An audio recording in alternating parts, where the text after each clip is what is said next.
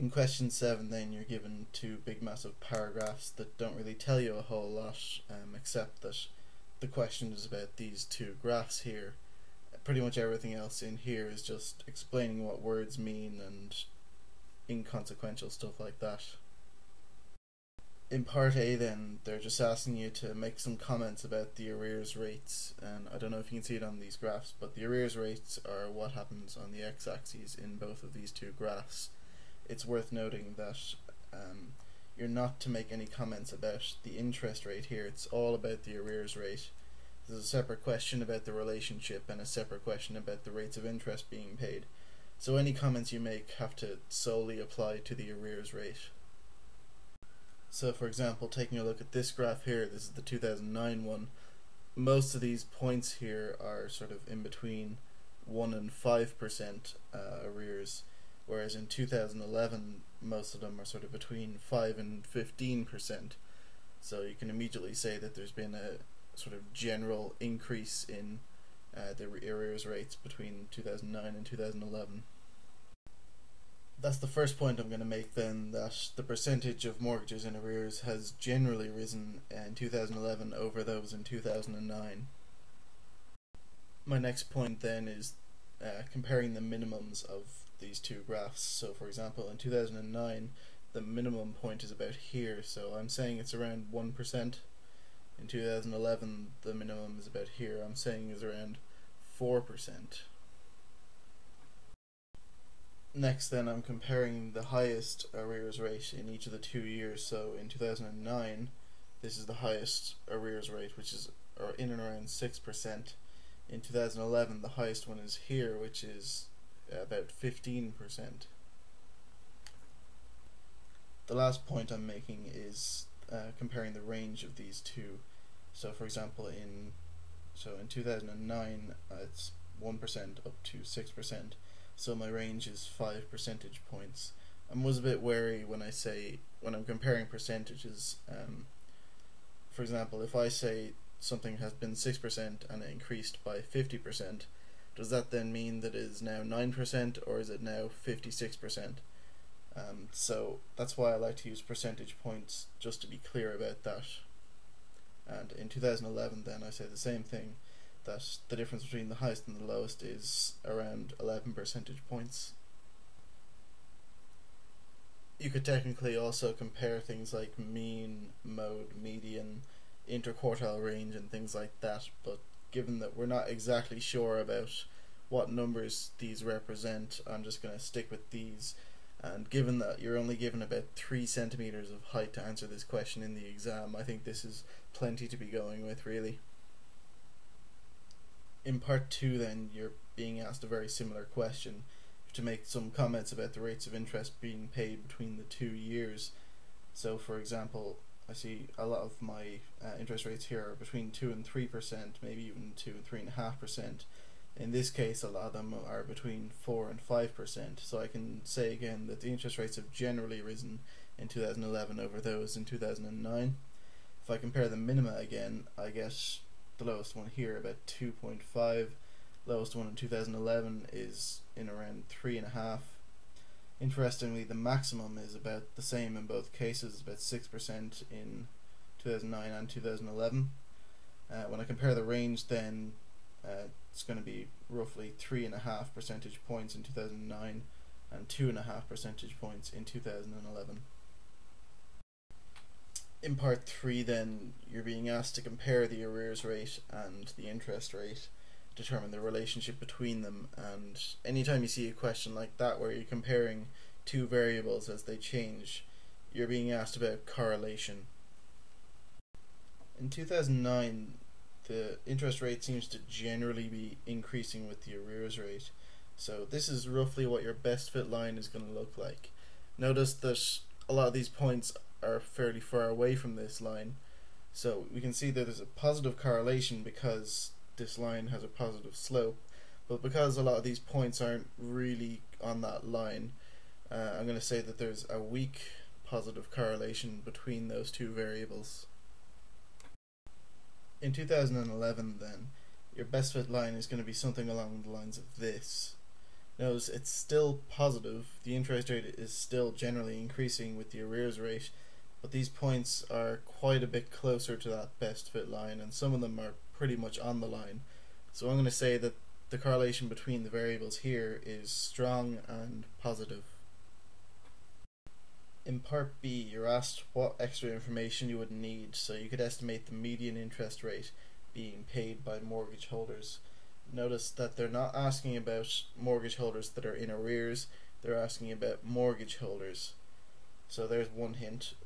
Secondly, if you read the paragraph at the start, you're told that each of these dots represents a group of people that are at that interest rate and arrears rate.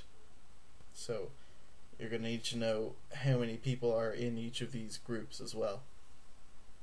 Firstly then, since you're only given information about interest rates of mortgages that are in arrears, you're going to need the interest rates of mortgages that are not in arrears.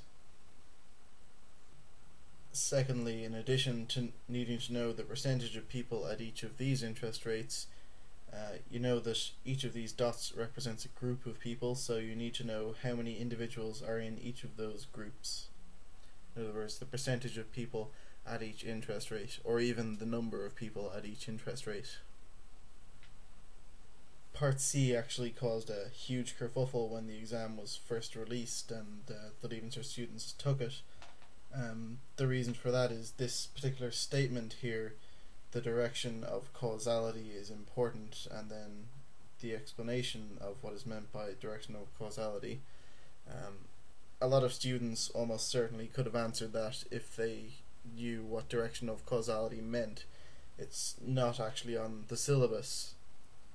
The only way causality is mentioned is that you need to know that correlation does not imply causality. Direction of causality is never actually mentioned. So my hint really is just what it means. The direction of causality is the statement about which variable causes a change in the other. That's my personal definition. It's not from a textbook or anything, so it could possibly be a bit more refined. But what it means is, did A cause B to happen, or did B cause A to happen? With this question, there are two possible directions of causality. Scenario 1 is that the interest rates were so high that people had to pay more and more money and they weren't able to, therefore they went into arrears. So high interest rates caused people, or indeed mortgages, to go into arrears. Alternatively, there were so many people in arrears and not paying back their mortgages that the lenders had to increase their interest rates so they could get their income back, or that high numbers of mortgages in arrears caused lenders to increase their interest rates. There is a secret third option here, that there is no causality at all. There is certainly correlation between them, but you do have to know that correlation does not imply causality. It does sometimes infer it, so you do need to often look deeper into the statistics and see if you can actually find a causal link. In part D, you're given a load of statistics about properties that are in negative equity and in arrears and not in arrears and not in negative equity, and you're just asked various questions about that. For part 1, you're asked what is the probability that a property selected at random from all those examined will be in negative equity.